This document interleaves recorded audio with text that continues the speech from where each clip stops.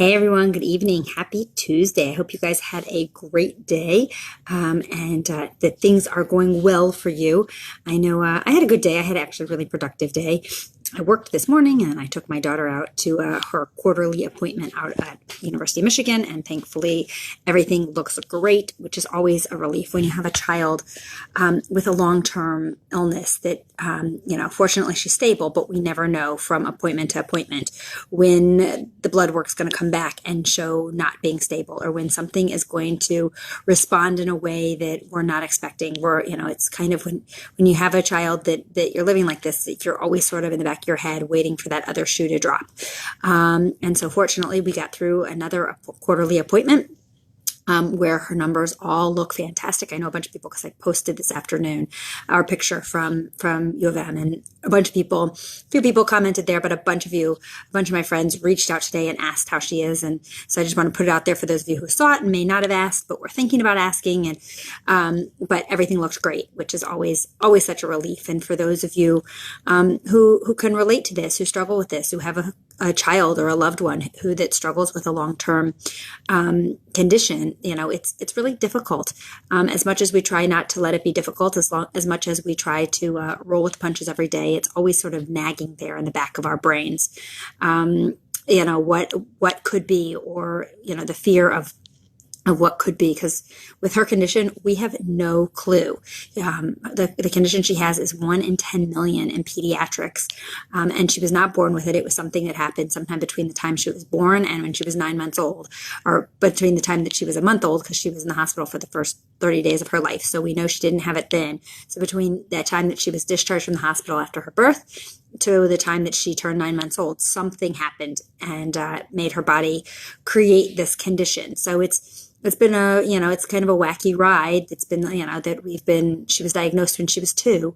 And so for the last 10 years, over 10 years, we've been living this. And it's, it's something, like I said, we just sort of roll with the punches, and it doesn't affect our everyday life. But every time we have an appointment like we did today, there's this nagging feeling in the back of my mind. I know for sure is the other shoe going to drop? Is the other shoe going to drop? Is her medicine not working? All those things. And that's a fear that, I know I am not alone in living with. Our involvement in High Lifeline, it has really opened my eyes to this being this fear for so many parents who have children with long-term illnesses. And we just count our blessings every day that thank God that she is healthy and that her medication keeps her healthy. So that's my little update. That was not actually why I was coming on live tonight to talk about, but that was my day. So I was with her out at U of M this afternoon. And then tonight, whereas coming from my topic for tonight I was out with my friend and fellow coach, transformational coach. We were out at a chiropractor office where we are launching our program, and super excited about it, that the chiropractor is now helping, this office is now helping their clients, get healthy as well, and adding in a weight loss component, because it's so important, because they know that a lot of their patients struggle with weight, and that, some of the issues that they have with their spine is because of added weight, or even if it's not because of the added weight, it definitely doesn't help. We know that every extra pound puts 6 pounds of pressure on your knees. And so when you've got the pressure on your knees, when you've got the pressure on your hips, you've got the pressure on your back, and it throws it all out of whack. And so they are super excited to be able to now offer this added component to their program, so to their offerings. So last Tuesday night, we went out and we did a presentation, and tonight we went out and did a second presentation to really launch this.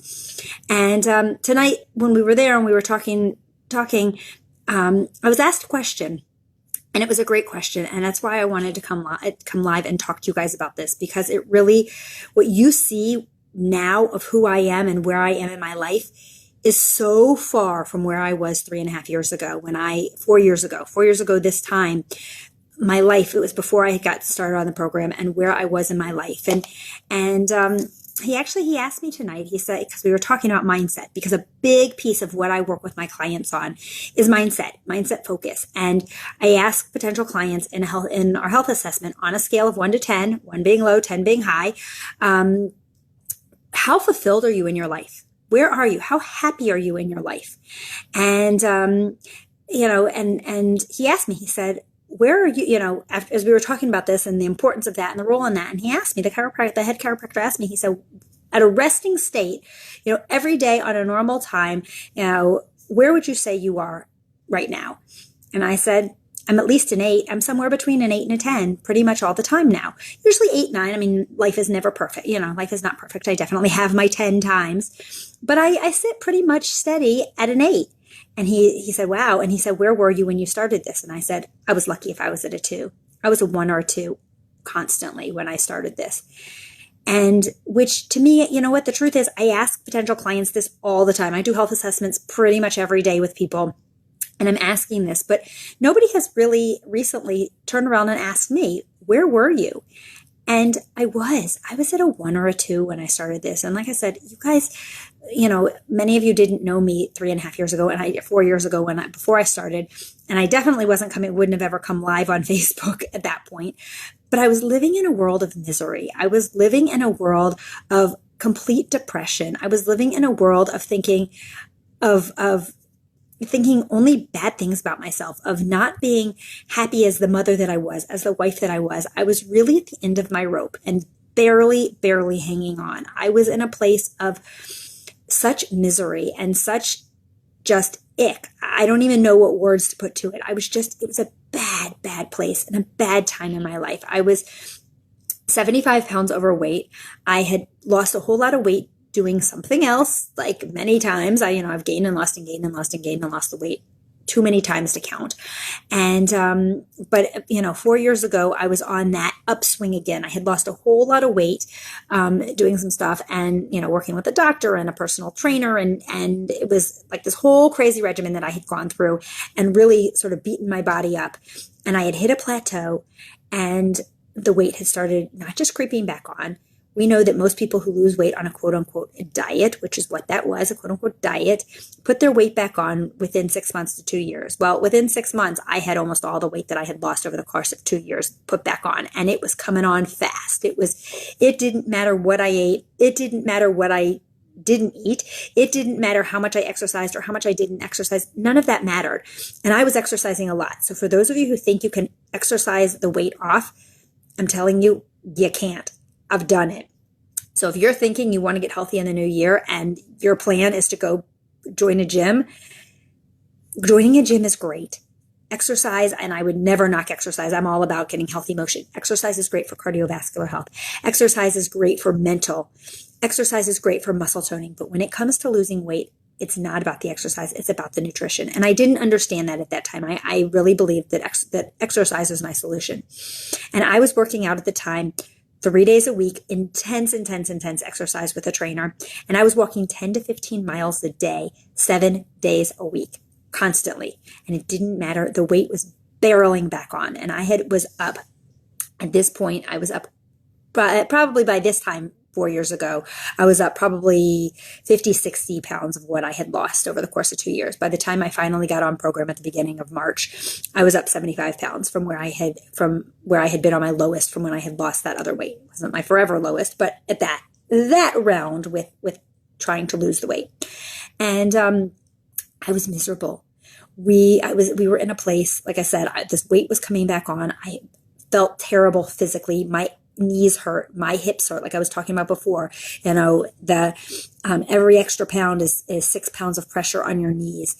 And I was feeling it all over. I was limping when I would walk, and I was still walking 10 to 15 miles a day, but I was walking with a major limp. I was walking like I was 75 years old and needed a hip break. And it was just a bad place. And financially, we were such a mess. I can't even begin to describe. It was bad. We were robbing Peter to pay Paul. We could barely keep the roof over our heads. It was a struggle to pay our mortgage each month and to put food on the table. We were just in a really, really rotten place 4 years ago. And I remember it was this time 4 years ago, and I was looking around saying, I need to give my kids something for Hanukkah. And we couldn't afford it. I couldn't afford to go shopping for Hanukkah gifts for them. And of course, all their friends, My kids had no idea what our financial situation was. Our friends had no idea what our financial situation. Nobody knew what our financial situation was. We were quiet about it. We were embarrassed. I was embarrassed. I don't want to put words in my husband's mouth, but I was embarrassed, and I wanted to give my kids everything that I could give them.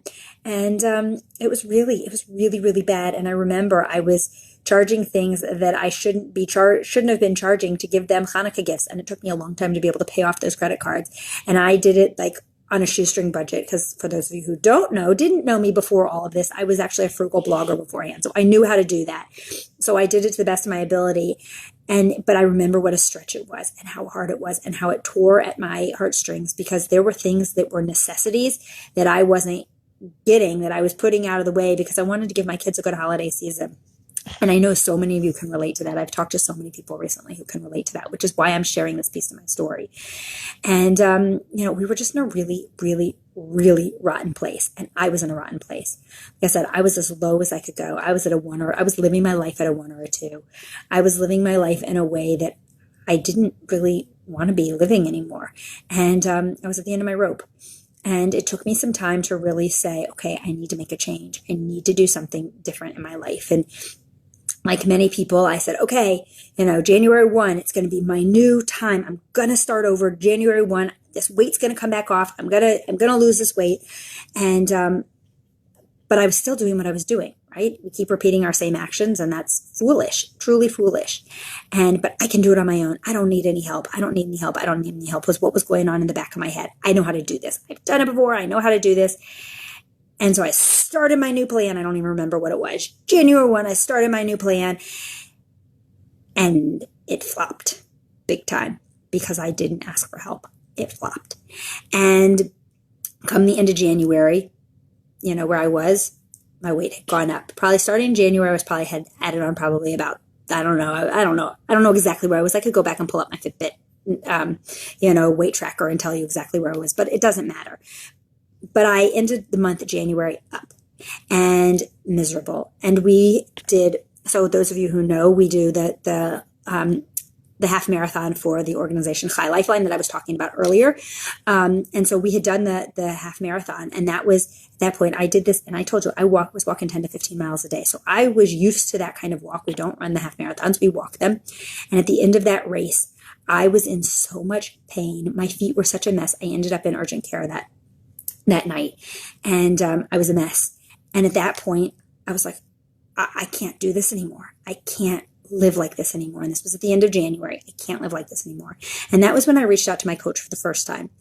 And it was bad. It was really, really bad. But again, in my crazy head, that drunk monkey in the back of my head, even though I had reached out to my coach and said, I know I need your program, because I had watched her lose 100 pounds and I was watching her help all these other people lose the weight. But the drunk monkey in the back of my head, what was it saying to me? You don't need anybody's help. You can do this on your own. So February came, and February 1st came. I'm going to do this on my own. I'm going to start over. I'm going to do this on my own. But I was still sitting at a 1 or a 2 in my life. I was feeling even worse. I was miserable because I felt like this complete failure still, because I was, I had said January 1, I'm going to be really successful. And I wasn't. And that's what happens. That's why we did the webinar the other night about how to create a resolution that you can actually keep. Because so many of us create these resolutions, say January 1, I'm going to do this, or whatever one, I'm going to do this. And then we get down the road and we weren't able to do it. And then we feel even lousier, and it's horrible. And so February 1st came, and I was up from where I had been January 1 and feeling even worse and worse and worse. And again, what did I do? I looked myself in the mirror and I said, I'm going to do this. And again, I can do this on my own. I don't need anybody. I know what to do. I continued to work out with the trainer. I continued to my crazy walking. I continued all the craziness that wasn't working. It wasn't working for me. And I was feeling more and more miserable. When I started probably in January, I was trying to push myself up past that 1 to 2. But by February, I was probably sitting at a 1. I was in a really bad place. And February came and started rolling through. And my birthday's in February. My birthday's the 22nd of February. And I remember waking up that morning and looking in the mirror and standing there bawling, because I was looking in the mirror and saying, I can't live like this. I was turning 39 years old. It was my 39th birthday. No, it was or 30. This was 4 years ago, almost 4 years ago. So I'm 42. So it was my 38th birthday. And I said, I can't live like this. I can't do this anymore. And I can't go on. And that was my 39th birthday. I said, I can't live like this. I can't go on. And I don't want to turn 40 still being in the same spot. I bawled because I said, I can't do this. I can't live like this. And that was my breaking point. And we all find our breaking points, whatever it is. This was part of our conversation that we were talking about tonight is how does trigger somebody to get started? We have to hit our breaking point, whatever it is. And I hit mine, looking in the mirror and saying, I'll be in 364 days. I'm going to be 40 years old, and I don't want to be standing here at 40 years old, back to 100 plus pounds overweight and feeling miserable and feeling like my life is, and even maybe not make it. My father had a dissecting aortic aneurysm when he was 40. Thank God he survived it, but it was a complete miracle that he survived it. And it was a ticking time bomb. I slept with a bottle of baby aspirin next to my bed because I was afraid that I was going to have a heart attack in the middle of the night and my kids were going to come up to get me up for school and they were going to find me dead in my bed. That was my nightmare. That was how I lived. That was the fear that lived in my head. And I said, I can't live like this anymore. I cannot do this. And so it wasn't that day that I reached out to my coach, but it was very shortly thereafter. And that was when I decided I got to do something. I have to do something different because what I'm doing just isn't working. And I ask this to potential clients all the time who say, I'm going to do this, I'm going to do this, I'm going to do this. And I'll say, but how's that working for you? Is it working? Because sometimes we just have to reach outside of our comfort zone and do something different. And I knew that's where I was at that time. I just needed to do something different.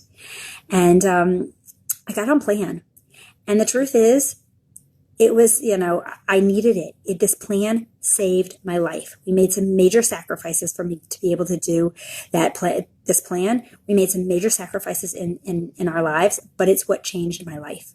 Because had I not, I can tell you, I wouldn't be here today. And I don't mean just I wouldn't be here sitting here talking on this live. I would not be alive today. Whether it would have been that I would have died of a heart attack because I was so overweight, and because I was killing my body, or whether I would have done something stupid and drastic. I don't know. I don't even want to go down that dark path, but that's the dark path that I was on. And I knew I needed to change my life. I knew I needed to do something different. And I got on plan. And when I went on plan, I'm going to be completely honest, I was doing a quote unquote diet. This program is not a diet. But when I was getting on plan, that's where my head was. I just had to lose this weight. But when I got on plan, the promise that I made myself was that I was going to do this plan. I was going to do it right. I was going to utilize my coach. I was going to finally let somebody else help me because I knew I couldn't do it alone. It wasn't working. It wasn't working. I was sitting at a 1 or a 2 trying to do it alone. And I knew that I couldn't sit there. I didn't rank it then, but now looking back, that's where I was. And I went on plan and I utilized the help. I utilized the resources. I utilized my coach. I utilized our Habits of Health system, which now is even so much better with our life book. It is mind-blowingly awesome. And I utilized all of the different pieces. I utilized the community support. And for those of you who have seen, I know many of you have already joined the new Building a Better Me in 2020 group. That group is all about support. It is not program specific. It is for anybody who is trying to better their life in any way, shape, or form. It's a positive group bringing positivity and light into the world and supporting people and helping them in their goals. So please, if you haven't joined it and you want to, if that's something you need, come on in, shoot me a message and I'll add you into the group. It's really going to be a great group. But that community support is what tied me in. And by the end of the first 30 days, the weight was falling right off of me and I felt amazing. But that I knew, predictable transformations, that is, is based in science, that I knew. But what started to happen up here was what was mind-blowingly life-changing. I started to shift my entire attitude. I started to look at the world differently. And that was when I started to go from a 1 to 2 to a 3 to 4 and on up. It took me a while to get up to where I am now, where I steadily sit at an 8, 9, or 10. But the doctor asked me tonight, he said, what changed? He said, what changed? And I said, you know what, over the last 3.5 years, what changed, not only did I lose the weight, so I gained the confidence from that. That's definitely a piece of it. But what really changed was how I look at the world. 4 years ago, when I was starting this piece of this journey, everything, no matter what was going on, I only saw the bad in it. I couldn't find the good. And I've done a whole mental shift that no matter how bad things look, I make myself stop and find something positive in it, because there's always something positive. Sometimes it's really hard to see, but I always try to find the positive in it. Not that my life is hunky-dory, not that everything in my life is perfect, because it is far from perfect. But when you look for the positive and you find the positive, even if it's just a teeny tiny glimmer of hope, it makes you feel so much better, and it totally shifts that mindset. And the truth is, I've also found a whole new community of people, of like-minded people to surround myself with. I don't like to surround myself with people who aren't uplifting. I don't like to surround myself with people who are constantly whining and complaining about things. That's not enjoyable to me. And my husband and I were actually having this conversation when we were out in Las Vegas, and we were discussing, there was a group that we used to be very, very much a part of, and I have pulled myself out of it. And he asked me why. And I said, because when I'm with that group of people, all I hear is wah, wah, wah, wah, wah, negativity. And that's grinding on me. I like to be with people that want to grow. That, not the people that live in this, all life is sunshine and rainbows, because life is not sunshine and rainbows. But I want to surround myself with people who are looking to grow and to be better and to find positivity. And it's so life-changing. I start my day every single day, 6 days a week, on a call with people who want to grow and be better people, who start their day with intention of having a great day. And that's how I got myself to shift from being at a 1-2 up to an 8-9-10, because I surround myself with people like that. I follow the program. I've kept the weight off. I've done all those pieces, those physical pieces, but I do all the other pieces, and I work really hard at it. And I, not that I don't have my days where life just kicks down on me and I just feel ick, because we all have those days, but I don't let myself wallow in that anymore. And when I feel myself in a place where I might start to wallow, I turn to other people who are going to help lift me up, the same way I hope and I know that people come to me to do the same thing for them. So if you're living in that place, if you are sitting in a place where you're feeling at that 1-2, I want to tell you, or even a 3-4, even a 5, if you're not up there at that 8-9-10, I want to tell you that you can get there. It is so possible to get there. Over the last 3.5 years since I started coaching, I have worked with so many clients that together we've helped them shift their life. I can't do it for you. I can't. I can be a guide, and I can be a resource, and I can be a cheerleader. I love being a cheerleader, but helping them open up, but you've got to be ready to be open to it, to shift their life from up, no matter where. My goal is to be sitting at a 10 all the time. I don't think that's really real. And we're always growing, and we're always shifting, but that's where I want to be. And that's my, aspirations as to where I'm going to be. And if you live your life saying, I'm going to get myself to a 10, things get better and better and better. And you can shift your life. I was talking about before where 4 years ago, Hanukkah, we were having trouble putting food on the table and a roof over our head. And this year, Hanukkah, I'm taking my 3 kids back to Disney for too many times this year. But life has changed. Life has changed for us. And we went from a place of where we couldn't pay our bills, where, it was bad. It was really bad. And if, I'm happy to get into more of that privately if you want to hear really where we were. It was really bad, to a place where I can take my kids to Disney for the 3rd time in this year. And it's just life-changing.